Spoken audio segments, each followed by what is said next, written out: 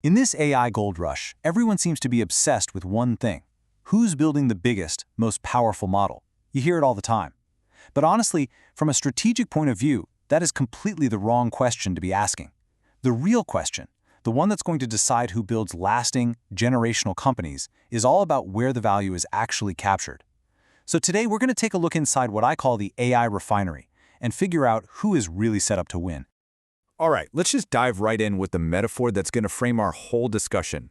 Think of AI tokens, the basic building blocks of all this stuff, as crude oil. It's the raw, messy, essential input for this entire revolution. But as we've seen throughout history, the people who make the most money in the long run, they aren't always the ones drilling for the oil. And that brings us to the core idea here, the refinery thesis. The insight is, well, it's pretty simple, but it's incredibly powerful. As the raw input, these tokens inevitably get cheaper and more plentiful, the real durable value moves downstream. It's not captured by the drillers, it's captured by the refiners, the ones who turn that crude into specialized, high-value products that get deeply embedded into how customers actually work. That is where the real margin is, and that's where the defensibility lies. So let's kick things off with the pure-play model makers. These are the guys who started out as the drillers, and right now they are in an absolutely frantic race to build their own refineries and move downstream before their main product, the raw model, turns into a total commodity. Okay, so let's talk about the big one, OpenAI. The paradox with them is fascinating. They have brand recognition that companies would literally kill for.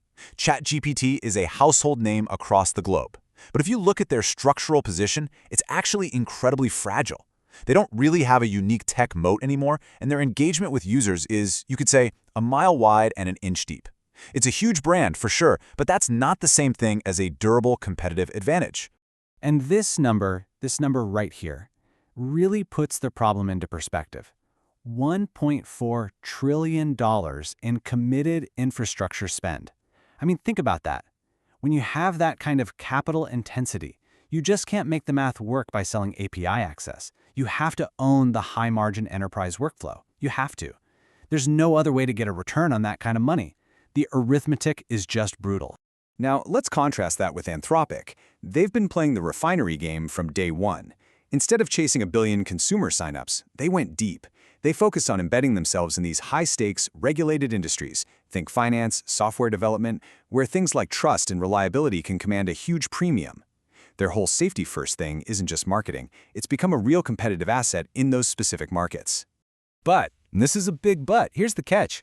To run their refinery, they have to pay a massive, massive toll to the guys who own the pipelines. We're talking a minimum of $80 billion in compute costs that they owe their cloud partners. This puts a huge structural drag on their profitability.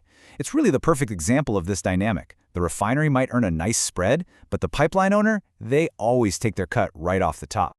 Okay, now let's shift gears and talk about the incumbents. These are the giants. They're not just building a refinery here or there. They own the pipelines, they own the transportation networks, and they own the gas stations on every single corner. They are the definition of vertically integrated. So, Google's position, on paper, it's probably the strongest of anyone in the world. They own the entire stack, from their own custom TPU silicon to the Gemini models, all the way out to the biggest distribution channels on the planet with Search and Android. Nobody else can match that level of integration. And yet their biggest vulnerability isn't external, it's inside the building. It's the classic innovator's dilemma. And this frustrating pattern they have of inventing foundational tech. They invented the transformer, and then letting somebody else capitalize on it. And you cannot underestimate the power of owning your own silicon. This 40% cost advantage, it's a compounding weapon. At the massive scale AI operates, a structural cost advantage like this is the kind of thing that can win you a long, drawn-out war of attrition. The only question, really, is whether their culture can actually execute on this incredible structural advantage they have. Now, Microsoft is playing a different game. And you could argue it's a more brilliant game. Their refinery isn't about making the best crude oil. It's about owning the distribution layer where all the refined products get used. Think about it. They own the enterprise desktop. Copilot doesn't have to be the best model in the world. It just has to be the one that's right there, by default, inside of Word, Excel, and Teams. And this is where their strategy is it's beautifully simple. They win if OpenAI wins because OpenAI runs on Azure. But you know what? They also win if other models win, as long as those models also run on Azure and get piped through their enterprise products. They're not just refining crude, they're refining the distribution itself. And that is an incredibly powerful place to be. All right, finally, let's look at two players who are taking completely different paths. One is focused on owning the pipelines for everybody else, and the other, well, the other is trying to give the crude oil away for free to just blow up the whole market. So Amazon, through AWS, is playing the part of the ultimate pipeline owner. Their whole strategy is to be the neutral ground, the Switzerland of AI infrastructure. It's where everybody else, Anthropic, Meta, thousands of startups, comes to build their refineries. They don't have to pick a winner in the model wars. They just collect a toll from every single person running in the race. And this is exactly why that strategy is so durable. They capture the structural toll, around 30% from the entire ecosystem, and they don't care who wins at the application layer. It's a high-margin, incredibly insulated position. The only real long-term risk? Well, their biggest customers are always going to be tempted to build their own infrastructure to get out from under that toll. And now for the wild card, Meta. By open sourcing their llama models, they are deliberately trying to make crude oil free. Let's be clear, this isn't charity. It's a calculated, strategic attack to commoditize the very layer that their rivals are trying to build a business on. The goal here is to become the Android of AI. Let the entire global developer community do the R&D for them, and then funnel all that intelligence back into their real refinery, their core advertising business. And let's make no mistake, with an investment of over 1.5 million GPUs, this is not some side project. They are funding this commoditization play with one of the most profitable businesses in the history of the world. It is a massive, all-in strategic commitment. But this brings us right to the strategy's single point of failure. It all works perfectly as long as Llama is the undisputed king of the open-weight world. The second it falls to number 2, that whole beautiful flywheel starts to spin backwards. The developer ecosystem moves to the new leader, and Meta suddenly just becomes a free R&D lab for its competitors.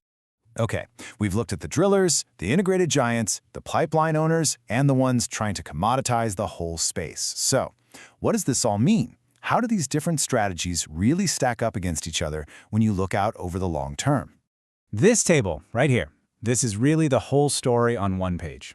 Each of these companies is making a massive bet on where durable value is going to live. OpenAI is betting on brand. Anthropic is betting on institutional trust. Google is betting on its end-to-end stack. Microsoft is betting on its distribution chokehold. Amazon's betting on infrastructure. And Meta is making the boldest bet of all, that it can destroy everyone else's asset to make its own even stronger. So, if there's one single big takeaway from all this, what is it? It's that the entire basis of value is shifting right under our feet.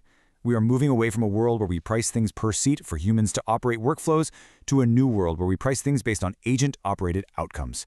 The value is no longer in the complicated interface because the AI can just automate all of that away. The value that's left, and is actually becoming even more valuable, is in the deep, proprietary data you have, the institutional trust you've built up over years, and the depth of your integration into the customer's workflow.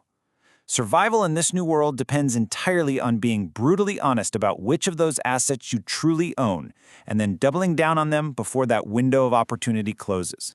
And that leaves us with the final question. This is the one you should be taking back to your own boardrooms. Tokens are the new crude oil, and they are getting cheaper every single day. So you have to ask, what exactly is your refinery? What unique value are you adding to that cheap input? And most importantly, is that process of yours truly defensible when your main ingredient eventually becomes a commodity?